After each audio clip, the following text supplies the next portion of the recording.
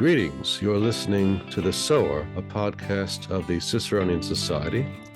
My name is Ethan Alexander-Davey, and our guest today is Scott Irving.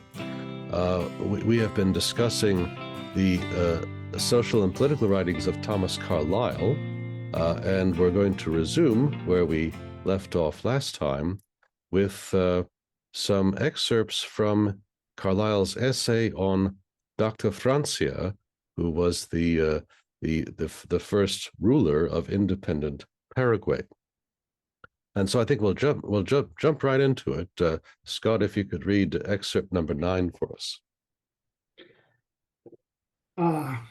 Just before I do, some would add he was also the best ruler of Paraguay. But the materials, as our reader sees, are of the miserablest.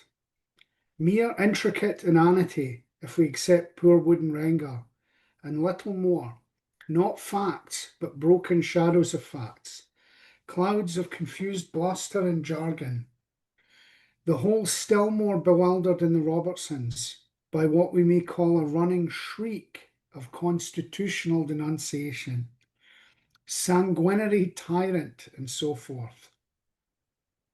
How is any picture of Francia to be fabricated out of that? Certainly, first of all, by omission of the running shriek. This latter we shall totally omit.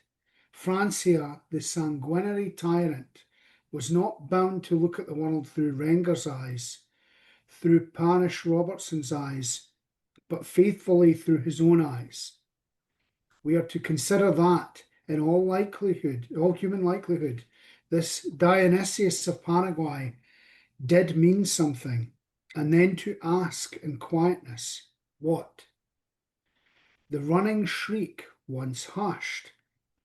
Perhaps many things will compose themselves, and straggling fractions of information, almost infinitesimally small, may become unexpectedly luminous. Thank you. So I'll just say a few words about this quotation, and then I'll let Scott say more. But this is one example of Carlyle's humor. We have an example of Carlyle's humor in this paragraph. So, as he says in this paragraph, there aren't very many sources on the history of this ruler of Paraguay, and so the source material is not good. But Carlyle is going to work with what he has, and he says all of these sources keep attacking this man. They keep saying that he was a sanguinary tyrant, right? He suppressed the liberties of the people, and Carlyle wants to say, well, let's just look at the facts. What if we take away those exclamations? If we take all of those constitutional shrieks out of the narrative, then what do the facts tell us? What do the facts tell us about what this man did and what the consequences of his rule were? And so,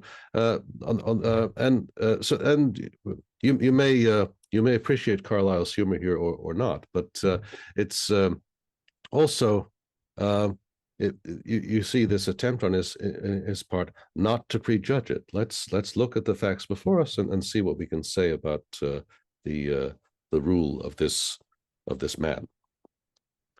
Scott, your thoughts on this?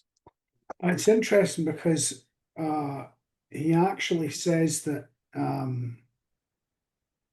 he tells you quite literally about Francis seeing the world through his own eyes, and it's kind of an interesting way that he does this. He does this in his other historical writing, where he tries to put you in a subjective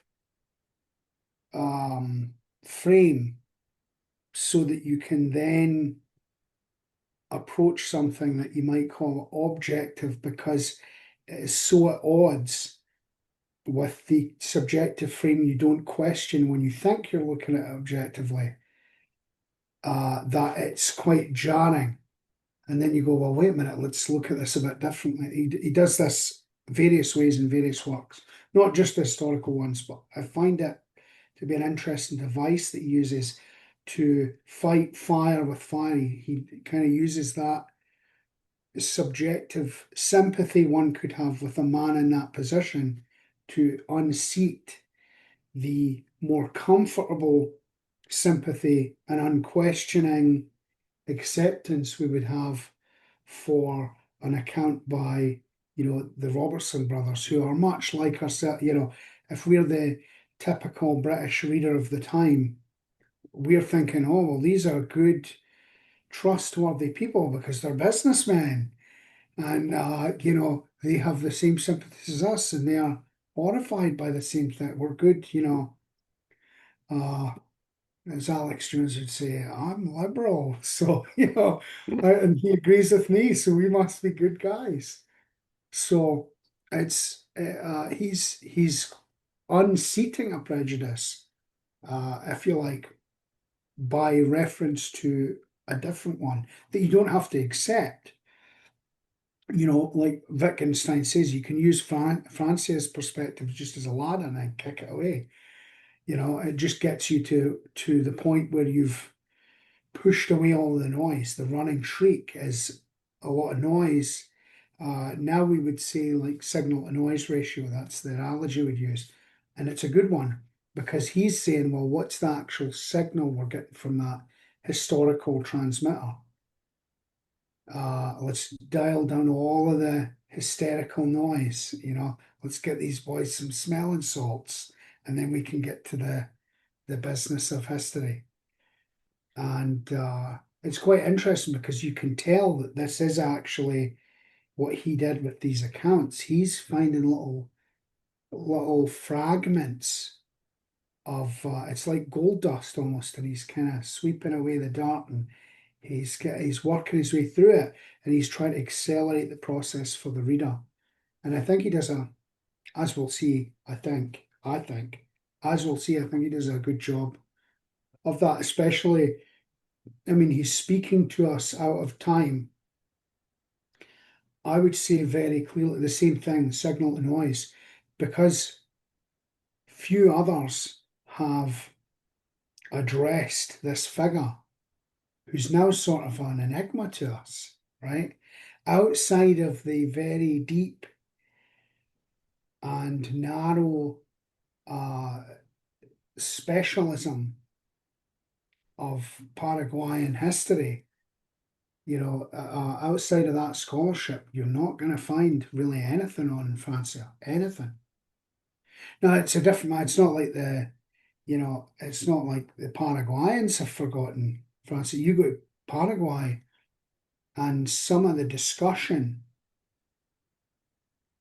would make you think, if you were to use it as corroboration, that maybe Carlyle's onto something. There is a sort of fond historical memory of Francia. They've preserved his house, his birthplace. They consider these to be primo tourist destinations because they think the tourists will be like them. They're like, oh, well, obviously they want to see, where the father of the nation lived and did his work and ruled us, like a father ruling a family. And again, that's, as we'll see, that's the value, and that's both the historical value we get from Carlyle in illuminating Francia, but we're about to see Francia sort of illuminate Carlyle. Because you see Francia's, we've talked about Knox last time. Francia and Knox are like the two of the best. I would say two of the best examples of what Carlyle is about, as they say, like what really moves him and makes sense to him is embodied particularly well in these two figures. The one, because he's the literal Calvinist, right? Knox is like the father of Scottish Presbyterianism, which was that was Carlyle's attitude. If you know that attitude and you read Carlyle, you really have the skeleton key. You can understand why someone like Francia would appeal to him, because he is the, I don't want to say secular, but he is the political, the temporal equivalent. You know, if you like, Lord's spiritual and temporal, Knox is the spiritual, and Francia is the temporal. And in the sense, and it's in a sense that you can really appreciate, because the one does derive from the other. It's the austerity of Francia, which is a more spiritual quality, which makes him so appealing to Carlyle, because clearly there are other men who have imposed their will over much greater numbers. But with Francia, there's a spiritual simplicity and purity because of his personal conduct. All of the terrible stories they tell of the sanguinary tyrant, and yet I see no Me Too type allegations. That there's nothing to impugn his personal conduct, which I think to Carlyle makes him a paragon beyond other paragons of personal and political virtue derived from that spiritual viewpoint. Good. Yeah, those are all excellent points, I think. And again, part of the reason we're talking about Francia is that Dr. Francia is that again, Carlyle is known as a defender of dictatorship, right? But of course, his defenses of dictatorship have a context, and the certainly the character of the alleged dictator matters a great deal, and so he's looking for a particular type of character who might be fit for this role. But another way to think about this, so we were just talking about John Knox. You could say, we could use another term, the founder of a Scottish Presbyterianism, or Dr. Francia, Dr. Francia, as the founder of a nation. So if we Yes. later, Carlyle we're going to see a passage from Carlyle where he quotes Machiavelli. So thinking about these people as founders also is another way of thinking about them. Oh, yeah, it really is. Yeah, that's a very keen insight, and it may be germane here to compare Carlyle's treatment of those figures. And if we look at Knox specifically, notice the parallels between Carlyle describing Knox, and you very much get that sense of a founder or a lawgiver, in parallel with that other admirer of Machiavelli, Rousseau, talking about Calvin himself, John Calvin. And you definitely get and if you look at the political influence Knox had in Scotland, it's hard to look back and see it the way that they saw it. We see it through the lens of subsequent history and a kind of normalization with other nations. The accounts of the time depict it very differently, and it's a very different mindset to which Carlyle was closer, which is that even when it protested against political power in a sort of it ramifies as our sort of separation of church and state. The separation of church and state offices, even where that is at an extreme, Presbyterianism itself rules. And it rules in a sense that Francia and later its contemporary Believer both appreciated in their political context, which is and Carlyle, of course, would appreciate this, the emphasis on not just the spiritual dimension, but in more practical terms, private morals and personal conduct, and how those build law, instantiated law. If you have a harmony between your system of laws and the actual conduct which not only obeys them but generates them, that is robust, organic, that is, you have founded something of duration. Right. The something has to start the law. Something has to set up the laws and give them authority. And this is the kind of question that Carlyle is forcing us to think about. Right. But why don't we? So we have excerpts 10 and 11. I think both of those excerpts are sort of making the same point. So maybe why don't you read? We want to read both of those excerpts, and then we can discuss them. Numbers 10 and 11. Yeah, 10, 11, and then I guess we can take a break for 12. Yep. They're quite it is an interesting quality of his work that you can accept it and it still flows.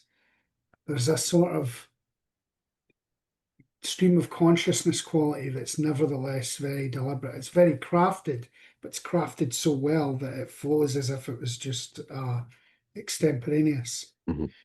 Starting with 10. Governing is a rude business everywhere, but in South America it is of quite primitive rudeness. They have no parliamentary way of changing ministries as yet, nothing but the rude primitive way of hanging the old ministry on gibbets that the new may be installed. Their government has altered its name, says the sturdy Mr. Mears, rendered sulky by what he saw there. Altered its name, but its nature continues as before. Shameless speculation, malversation, that is their government. Oppression formerly by Spanish officials, now by native haciendados, land proprietors. The thing called justice still at a great distance from them, says the sulky Mr. Myers. Yes, but coming always, answer we. Every new gibbeting of an old ineffectual ministry bringing justice somewhat nearer. The Guacho population, it must be owned, is not yet fit for constitutional liberty. They are a rude people, lead a drowsy life of ease and sluttish abundance, one shade and but one above a dog's life, which is defined as ease and scarcity. The arts are in their infancy, and not less the virtues. For equipment, clothing, bedding, household furniture, and general outfit of every kind, the simple populations depend much on the skin of the cow, making of it most things wanted: lasso, bolas, ship cordage, rimmings of cartwheels, spatterdashes, beds, and house doors. In country places they sit on the skull of the cow. General Artigas was seen and spoken with by one of the Robertsons, sitting among field officers, all on cow skulls, toasting stripes of beef, and dictating to 3 secretaries at once. They sit on the skull of the cow in country places. Nay, they heat themselves and even burn lime by igniting the carcass of the cow. Right. So again, what occurs? The first thing that occurs to me in reading these passages, right? So we have this ultimately this defense of a dictator or founder who established himself as sole ruler, and there may be circumstances in which that is the best option for a people, right? So I think back to Aristotle's Politics, where he says that one of his defenses of monarchy is that if you have a situation where one individual is so superior in wisdom to the rest of the population, it may indeed make sense to make him absolute ruler. Whereas if you have a population of intellectual equals, then they should rule and be ruled in turn. But if you don't have that, if the population has not reached a sufficient level of education and development, then having one honest man in charge, the one educated person in the country in charge, that may be the best option. And this also, I think, would not have been especially controversial in the 19th century. Even even in our times, there have been scholars who have defended a kind of liberal autocracy that would set up the legal framework for a country that was not yet ready for constitutional liberty. So it's, from that point of view, not necessarily a controversial argument. I mean, Voltaire even made arguments. A lot of the philosophers made arguments for enlightened despotism, right? So, right. it's not without precedent. So certainly not without precedent. Shall we go to excerpt number 12? Oh yeah, yeah. Looking forward to this one. Very straightforward approach to law and order. What measures did not His Excellency devise? What labours undergo to preserve peace in the Republic at home and place it in an attitude to command respect from abroad? His first care was directed to obtain supplies of arms and to discipline soldiers. To all that would import arms, he held out the inducement of exemption from duty and the permission to export and return whatever produce they preferred. An abundant supply of excellent arms was by these means obtained. I am lost in wonder to think how this great man could attend to such a multiplicity of things. He applied himself to the study of the military art, and in a short time taught the exercise and directed military evolutions like the skillfulest veteran. Often have I seen His Excellency go up to a recruit and show him by example how to take aim at the target. Could any Paragueno think it other than honourable to carry a musket when his dictator taught him how to manage it? The cavalry exercise too, though it seems to require a man at once robust and experienced in horsemanship, His Excellency, as you know, did himself superintend. At the head of his squadrons he charged and manoeuvred as if bred to it, and directed them with an energy and vigour which infused his own martial spirit into these troops. Shall I continue with the might as well continue, yes. Yeah. What evils do not the people suffer from highwaymen, exclaims His Reverence a little farther on. Violence, plunder, murder are crimes familiar to these malefactors. The inaccessible mountains and wide deserts in this republic seem to offer impunity to such men.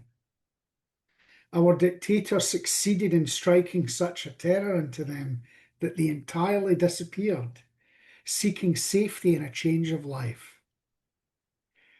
His Excellency saw that the manner of inflicting the punishment was more efficacious than even the punishment itself, and on this principle he acted. Whenever a robber could be seized, he was led to the nearest guardhouse, guardia. A summary trial took place, and straightway, so soon as he had made confession, he was shot. Those means proved effectual. Ere long the Republic was in such security that we may say a child might have travelled from the Uruguay to the Parana without other protection than the dread which the Supreme Dictator had inspired. This is saying something, Your Reverence. All right, so thank you. So he's quoting a priest who had written some reflections on Dr. Francia, and so the thing that this reminds me of, if we think about the present day, and of course the circumstances are not quite the same, but when you look at these examples, especially the second one, I am led to think of the current president of El Salvador, right, Bukele, who of course was democratically elected, so not he did not make himself sole ruler, but everyone said apparently about El Salvador that the gang problem could not be solved. You couldn't do it. The country was doomed to live with this terrible crime that was perpetrated by the gangs. And well, one man came in and stopped it by using extreme measures, by mass incarceration. So not quite the level, not quite the extreme measures that Dr. Francia used, but of course Dr. Francia was living in a different time and had fewer resources available to him to deal with the problem of crime. So in some circumstances, perhaps such measures are, again, Carlyle wants you to ask this question: are there circumstances in which this form of rule might be the best option? That's I think what one can say about that. Anything you'd like to add, Scott? No, I think that's an interesting parallel to observe, and we might ask ourselves whether, given time later, whether Bukele's work in El Salvador will even measure up to Francis' work on moral reform of Paraguay. But certainly, you do see that excuses can be made. You mentioned El Salvador and how they said the gang problem could never be solved. But this is one of those instances where you see where there is a will, there is a way, so long as the will is strong and the stated intent is sincere.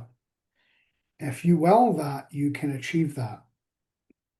Right, and also, and we didn't talk as much about the first paragraph in the excerpt, but you had the one man who needed to defend his borders, and he personally trained the army because there wasn't anyone else apparently in the country who could do that. So you have the founder, the ruler, takes that task upon himself and trains a military to protect the country. And you might say, well, a dictator might do that for self-interested reasons, right? If to preserve his own rule, he's going to have to set up a military, but that military also defended the country. All right, so we might be with these quotations, we might be getting into Carlyle's more offensive assertions, or perhaps not. But the next excerpt takes us to a very different place, to Ireland. So Carlyle also commented on the government of Ireland, in particular during the Irish potato famine, and he was, of course, horrified by that tragedy and saw it to a large extent as a failure of government, to take the appropriate action, not only to stop people from starving, but also to help the people get into a situation where they would be able to support themselves. So if we can think back to his recommendations in the essay on Chartism, there's the same sort of concern is applied to the Irish potato famine. So the context for the next quotation that Scott's going to read: the Parliament of England had just passed 2 bills in the midst of this potato famine to improve the registration of Irish county and municipal voters, to make it easier for county and municipal voters in Ireland to register to vote. And Carlyle gives his response to that action of the Parliament. Extension of the electoral suffrage. Good heavens, what will that do for a country which labours under the frightfulest immediate want of potatoes? Potatoes, possibility of work that will procure potatoes, or a substitute for that sad root, and enable the electors to sustain themselves alive. There lies the awful prime necessity for Ireland just now. Towards that goal, first of all, and not as yet towards any other, does Ireland, from the depths of its being, struggle and endeavour. Extension of the suffrage. Could the chief governor in his beneficence extend the suffrage through municipalities and counties, through villages and parishes, so that not only all men of Ireland, but all the women and children, and even all the oxen and asses and dogs of Ireland should be asked their vote and taught to give it with the exactest authenticity and the last finish of constitutional perfection? Of what avail would all that be? Not that course, I should say, leads toward work and potatoes, but rather it leads directly away from it. Not by extending the electoral or other suffrage, but by immensely curtailing it, were the good method once found, could a constitutional benefit be done there or here. Not who votes, but who or what is voted for, what is decided on, that is the important question. Constitutional men are by no means aware of it yet, but the real truth in a private way is that no fools vote, no knaves, no liars, no gluttonous, greedy-minded, cowardly persons, rich or poor. In a word, no slave's vote is other than a nuisance, and even the chief of nuisances in its kind, be given where, when, or in what manner it like. That is the everlasting fact of the matter, true today as it was at the beginning of the world, and only overlooked for reasons in certain confused, heavy-laden periods which by their nature are either fatal or else transitory. Constitutional men, I believe, will gradually become aware of this, and once well discerning it, will find a whole unelaborated world of practical reform on that unexpected side of curtailing the suffrage again. Thank you. All right. So again, we have the specific context here of we have a population that is starving, and the government is passing bills to make voting easier. And so the first level of critique or objection here is this is an evasion. The government is not addressing the real problem. Instead, it's talking about something else. Perhaps you could say, if you wanted to use modern terminology, the government is virtue signaling here. It is saying, let's talk about suffrage rather than talking about the actual suffering that's going on and how to address it. But of course, Carlyle uses this as an occasion to express his other deeply held belief that universal suffrage is not a good idea. That those who, so you go back to what he said about in the essay on Chartism, that there are people whose voice is not going to add something to the making of the right decision about important political matters. And it's important also that to note that in this passage, he's not just talking about excluding the poor. He says that rich people also, who are cowardly and greedy-minded or gluttonous, those who do not have that austere character that Carlyle admired, the willingness to make sacrifices for what is right. Those who do not have that also do not have a voice that should be contributed. That he calls that a slave's vote, the one who thinks about his own personal interest. Also in some of these essays about the situation in Ireland, he takes to task in particular the Irish landlords who had moved to England and were living off their estates without actually attending to affairs on their estates. So a dereliction of duty on the part of those who have power and privilege. So people like that, from his point of view, ought not to be allowed to vote. So the voting is only for those who have the right character, who have the that willingness to make sacrifices and take responsibility. Those are the people who should be permitted to vote. Now, how would you measure that? Of course, that's the problem that any a political scientist would pose for you, how would you make that distinction between those who are fit to express their constitutional voice and those who are not? I obviously don't have an answer to that, but Carlyle at least forces us to face that question. How ought we to think about fitness to participate in the decision making of a country? And any other thoughts on that passage, Scott? I have a lot of thoughts. I guess we shouldn't dwell on it too long, but an important thing to consider is that it wasn't really, this wasn't from political chatter that Carlyle adopted this position. His view on the situation in Ireland was based upon direct observation of the situation in Ireland. He'd actually visited and was horrified to see the layers and levels and varieties of neglect for the provision of these people. And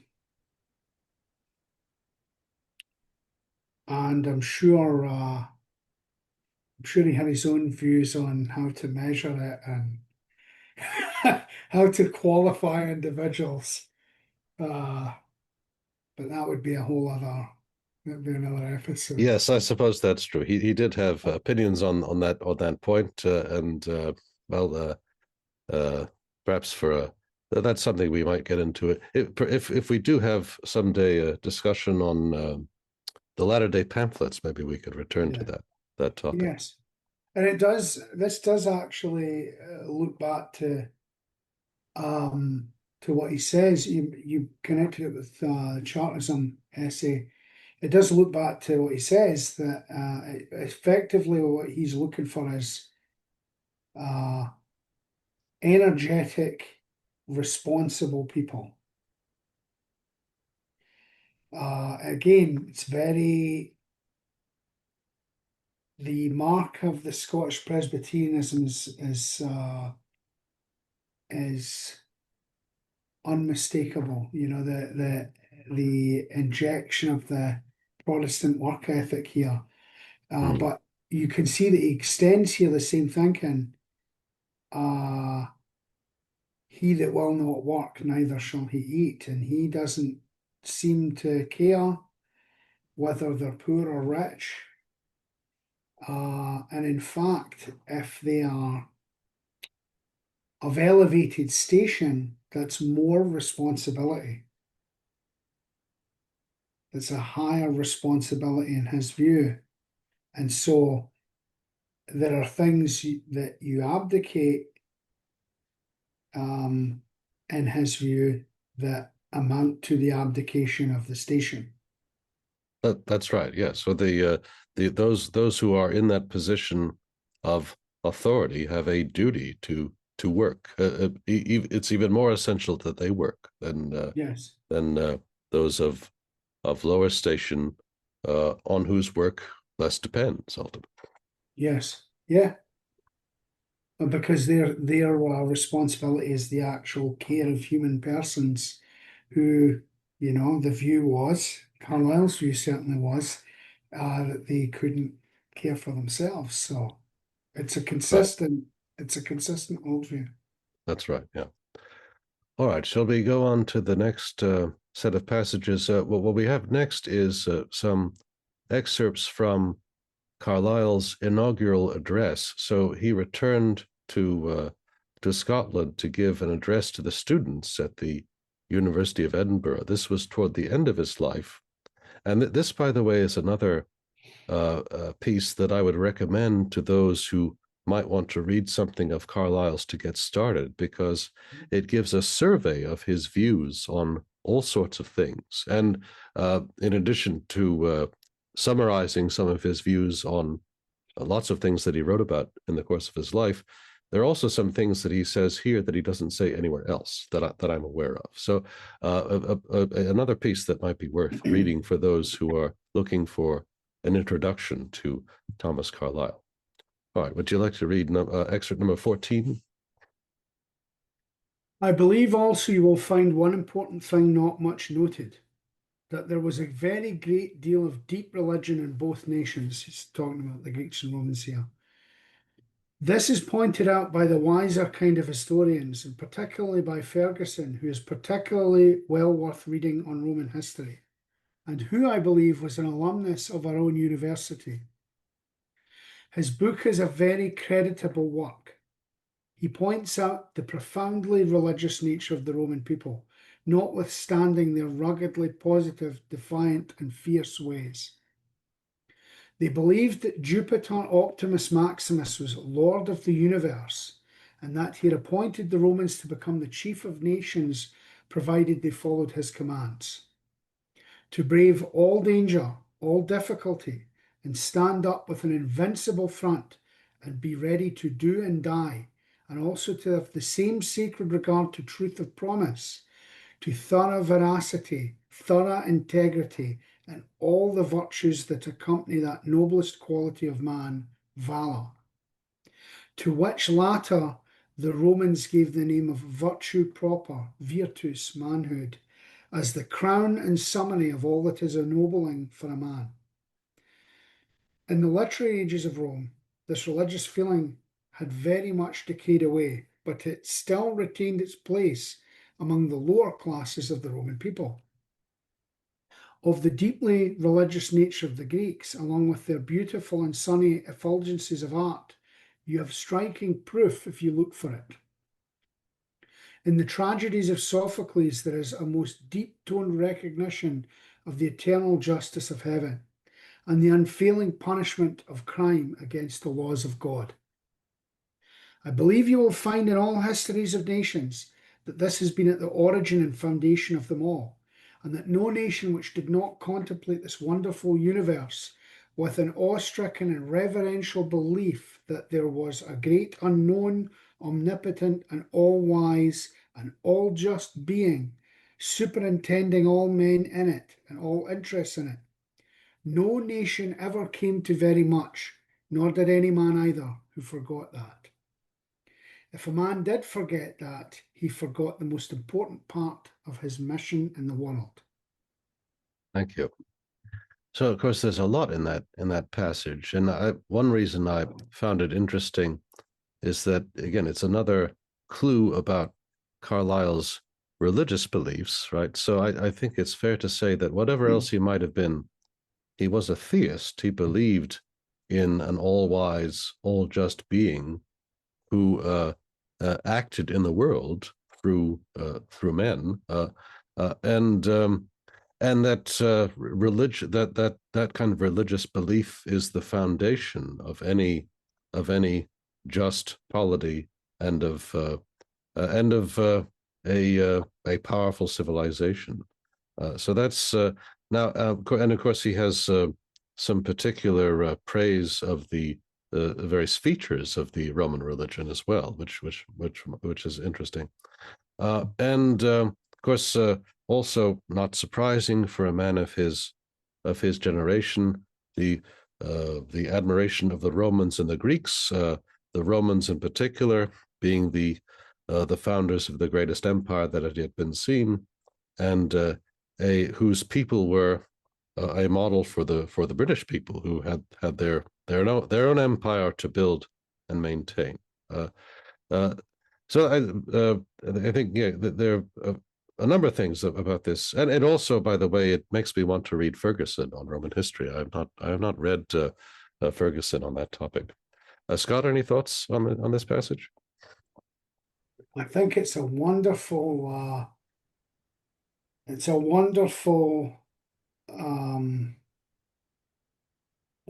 point of overlap. I mean, if this was a Venn diagram of Carlyle, it would all the circles would be present and they would all overlap in this, flower of life, with the centerpiece being this inaugural address in these passages.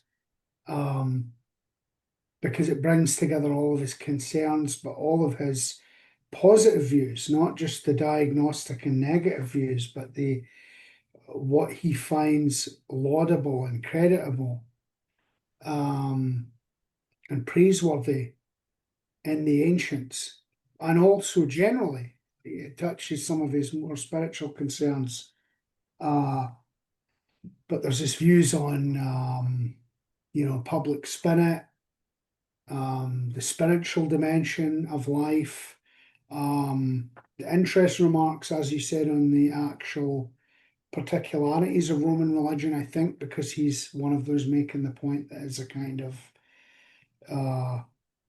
there is a kind of monotheism undergirding it, which he finds attractive, obviously, goes without saying. I think that's his that's the origin. If you go to his essay on heroes, hero worship and the heroic, this is why you get the lecture or essay on Muhammad. That's why he has a lot of time for Muhammad, is the unfailing monotheism and the spiritual purpose. It's definitely an interesting interpretation of Muhammad's life. He had his own view of it. But you see it here as well when he's talking about Jupiter, Optimus Maximus, as essentially a omnipotent creator deity who maintains the universe and everything in it. Actually, kind of takes me in the direction of Vico, but I suppose we'll pick that up whenever we return to Vico. But you have all these views there: the spiritual, the political, the qualities for which he's looking, public spirit, the masculine qualities that he finds most compelling and most important. Chiefly among them, as he says, valor, which interestingly extends. If you look at if you read it the way it flows, that comes directly out of honesty, integrity, truth. It flows into valor. So you have something of that kind of. You can see how, as a philosopher, he sees that the connection, I think, is compelling, that you could say that the fact that his mind connects those so closely, it gives you a good view of a good window into his perspective on honesty and facing the truth as a kind of spiritual valor. And, honestly seeing the world as it is, because one of the things he dislikes in his contemporary politicians, especially the liberals, is their paradiastole. They're describing their vices as some sort of virtue, but it's the same thing as the bill to extend suffrage. It's, well, what about this other thing, right? It's not really an honest, unflinching appraisal of the thing that confronts you. Honestly, that now that they've come back to the bill to extend suffrage, it made me think of the joke from the British political sitcom Yes Minister, the politician's syllogism. We must do something. This is something. Therefore, we must do this. Right.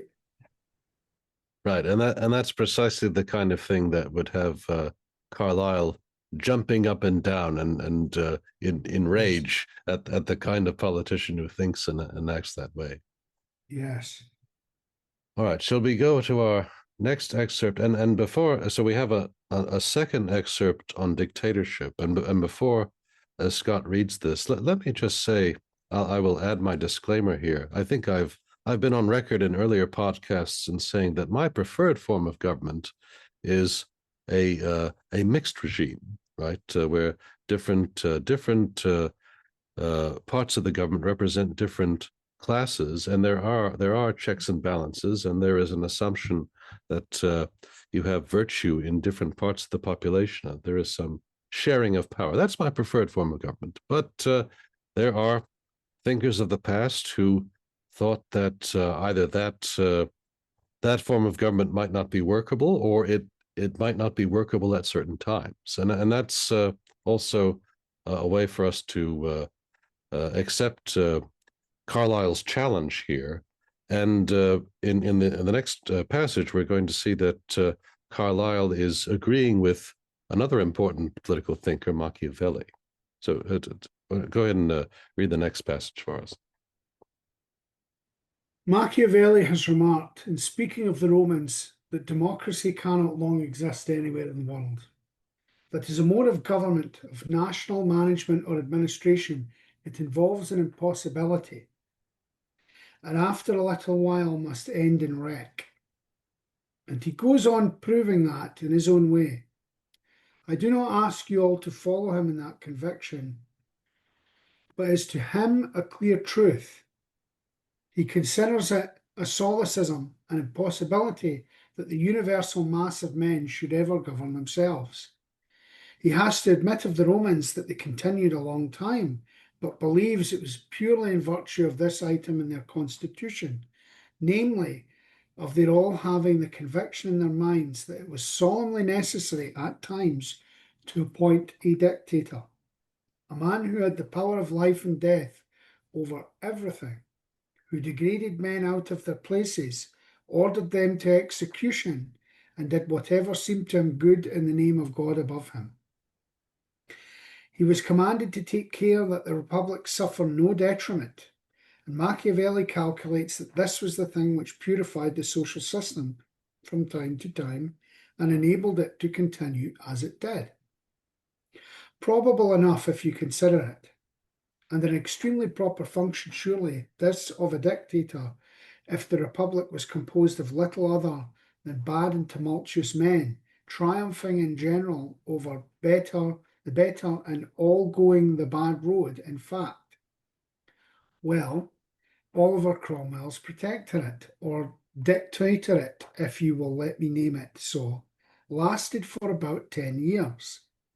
And you will find that nothing which was contrary to the laws of heaven was allowed to live by Oliver. Thank you. First of all, I think this is an accurate summary of an argument that Machiavelli makes in the discourses, right? So he says that Machiavelli defends a republican form of government, but he argues that, as we've seen before from Carlyle, that over time institutions decay, the people become corrupt, and then you need some extraordinary solution to reinvigorate the system. And for Machiavelli, that was one of two things. Either you need some great men to show exemplary virtue that inspires the people to return to their first principles, or you need some powerful men to use terror to shock the people out of their corruption and make them think twice about acting in a corrupt way. And I don't know when Carlyle read Machiavelli, whether he read him later in his life or earlier, but it seems to me that Carlyle came to a very similar conclusion about politics, that institutions tend to decay, corruption tends to accumulate, and at some point to recover, a great man needs to step in and reinvigorate the system, and that's really the only way to stop the decline. And you see this throughout Carlyle's writings, and it appears to be consistent with the advice that Machiavelli gave in the discourses. And if I'll say this briefly about latter-day pamphlets, what Carlyle recommended for England then was not that England's constitution should be abrogated, but that they needed a powerful prime minister who would be able to select his own government, not only from members of parliament, but from the best people in the country, which was not the traditional way of doing things, in order to be able to conduct serious reforms. So not an abrogation of England's constitution, but a greater centralization of power for that particular task, which is, again, similar to the course that he's recommending here. Any thoughts on this passage, Scott? You covered the ground. You covered the ground I would have covered there. I do also think it's a very good reading of Machiavelli's argument in the discourses, which, of course, the passages in question from the discourses are very much the justification for the scholars who connect the prince and the discourses as being consistent with each other, as well as being internally consistent, as the assumption of a principality by a prince who wants to cleanse it of discord reads very much the same. Like, it's, the steps are obviously adumbrated and abbreviated a bit in the discourses because he's making a sort of aside before moving on to, other matters in subsequent chapters. But it reads consistently. You put them side by side, they read consistently. And you start to get the view, not that, a lot of ungenerous commentators will give, that he's not at all talking about, oh, well, you could just pursue your own advantage and your own personal advantage, and that, you'd have some corrupt person will take over and roll this way, and, it's some sort of work of political sadism or whatever.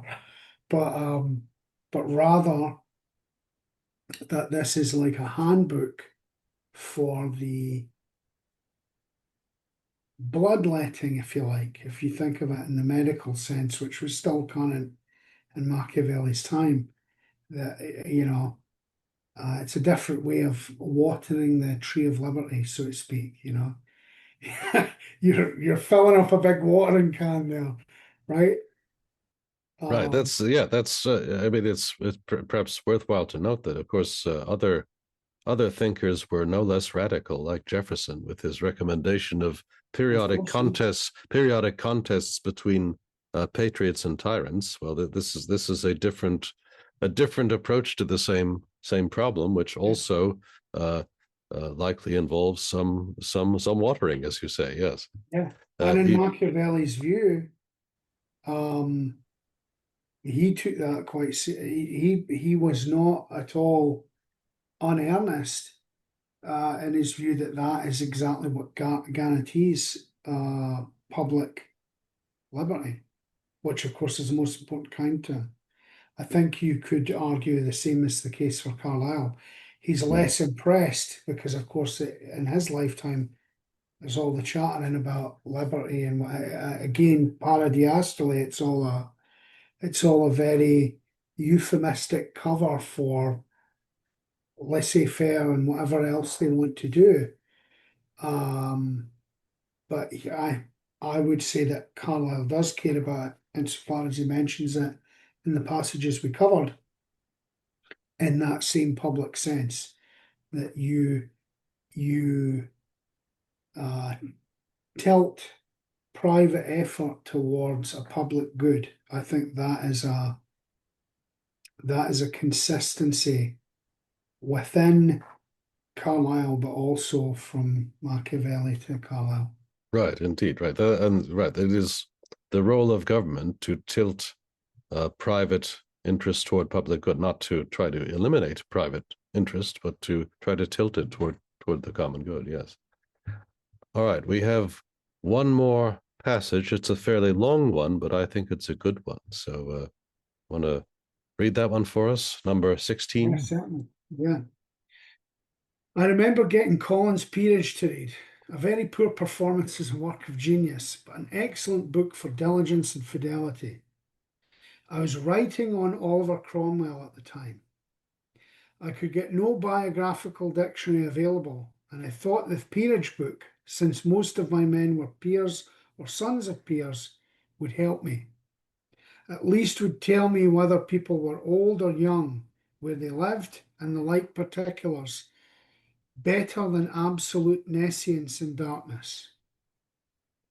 I not only found the solution of everything I expected there, but I began gradually to perceive this immense fact, which I really advise every one of you who read history to look out for if you have not already found it. It was that the kings of England, all the way from the Norman conquest down to the times of Charles I, had actually, in a good degree, so far as they knew, been in the habit of appointing as peers those who deserved to be appointed. In general, I perceived that those peers of theirs were all royal men of a sort, with minds full of justice, valour, and humanity, and all kinds of qualities that men ought to have who rule over others. And then their genealogy, the kind of sons and descendants they had, this also was remarkable, for there is a great deal more in genealogy than is generally believed at present. I never heard tell of any clever man that came of entirely stupid people. If you look around among the families of your acquaintance, you will see such cases in all directions. I know that my own experience is steadily that way. I can trace the father and the son and the grandson, and the family stamp is quite distinctly legible upon each of them. So that it goes for a great deal, the hereditary principle, in government as in other things, and it must be recognized so soon as there is any fixity in things. You will remark too in your Collins that if at any time the genealogy of a peerage goes awry, if the man that actually holds the peerage is a fool, in those earnest practical times, the man soon gets into mischief, gets into treason probably, soon gets himself and his peerage extinguished altogether, in short. From those old documents of Collins, you learn and ascertain that a peer conducts himself in a pious, high-minded, grave, dignified, and manly kind of way in his course through life, and when he takes leave of life. His last will is often a remarkable piece which one lingers over. And then you perceive that there was kindness in him as well as rigour, pity for the poor, that he has fine hospitalities, generosities, in fine that he is throughout much of a noble, good, and valiant man, and that in general the king, with a beautiful approximation to accuracy, had nominated this kind of man, saying, "Come you to me, sir, come out of the common level of the people, where you are liable to be trampled upon, jostled about, and can do in a manner nothing with your fine gift. Come here and take a district of country, and make it into your own image more or less. Be a king under me, and understand that that is your function." I say this is the most divine thing that a human being can do to other human beings. And no kind of thing whatever has so much of the character of God Almighty's divine government as that thing, which we see went on all over England for about 600 years. That is the grand soul of England's history. It is historically true down to the time of James or even Charles I. It was not understood that any man was made a peer without having merit in him to constitute him a proper subject for a peerage. In Charles I's time, it grew to be known or said that if a man was born a gentleman and cared to lay out £10,000 judiciously up and down among courtiers, he could be made a peer. Under Charles II, it went on still faster and has been going on with ever increasing velocity until we see the perfectly breakneck pace at which they are going now. So that now a peerage is a paltry kind of thing to what it was in those old times. Thank you. Well read. And so there's obviously a lot in this passage, and so where to begin? So we might begin with the end of it here, because he discusses at the end the corruption of the peerage, right? So Carlyle, especially later in life, was a defender of a kind of aristocracy, right? So you have the great man, but the great man has the best chances of success if he can surround himself with other great men and raise up from the population those who have the greatest talents for government, and be able to have them as his assistants and as in essence co-rulers of the kingdom. And so he says for quite a while the England's peerage was like that they were good men, and if there were new members of the nobility, they were raised up because they had merit. They had the virtues that made them fit to exercise power and influence. But the corruption begins with the Stuart kings, and this gives you a window, or maybe a clear explanation of why Carlyle had very few nice things to say about the Stuart kings. He was not a fan of them. So the Stuart kings, he argues, corrupted the nobility by allowing people to buy peerages, right? If you had the money, then you could become a peer. And so people were being selected on the basis of wealth and not on the qualities of valor, integrity, and other, which made them fit to be rulers. And so the corruption of the nobility is when money becomes the measure. Money becomes the measure of who is fit to have such a position in society.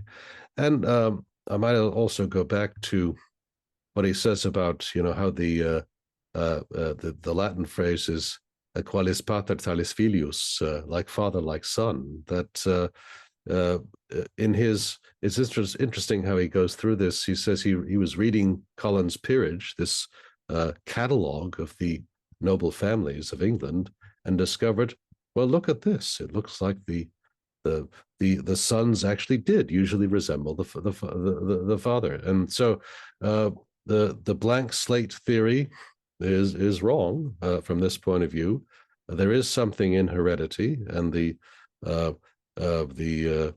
go back to Aristotle. Aristotle has fragments of a dialogue on good birth, and suggests that good parents produce good children, and so it goes down the line. And you may have exceptions to this rule every now and then, and those, as Carlyle says, those who happen to fall far from the tree, well, they got themselves into treason and got themselves thrown out of the nobility. So the system worked pretty well with that, with hereditary virtue, and the requirement that those new members of the nobility would be brought in because they had demonstrated the appropriate virtues, and not simply because they were able to buy their way into it. Any other thoughts on this passage, Scott? I went on a lot longer than I thought I would, but no, it's just a few things came to mind. The first is, as soon as he mentions Collins's Peerage, I think of the little quip that Nietzsche makes about the Almanac de Gotha, which is the German, it's like the Holy Roman Empire's equivalent of Collins's Peerage. And he talks about how the word particle von does not make one noble. Mm. And of course, we see that the two are close until you get to modern times. You and I have looked more than once at the alarming rise of banker slash financier lords, which, it's already one climb in the early modern period, but you get to the 19th century, it's just, we're ruled by banks now. It's all central banks. Right. So the elite, when the characteristics of the elite change, then the government changes, and Yes. the kind of now, of course, you can make all sorts of arguments about whether the virtues of the ruling class in the 17th century are relevant to a modern economy. There are all kinds of arguments you could make about that, but if we are dissatisfied with the people who rule us today, well, there may be reasons for that. That has to do with the way in which they earn their wealth, and the way they earn their wealth also has an effect on the character. And right, if the nobility itself was first infiltrated by men of wealth who were able to buy their way into the peerage, and then, of course, the way you have power in the 21st century is often by making it by becoming wealthy in the financial industries, and so that explains where the power is. All right.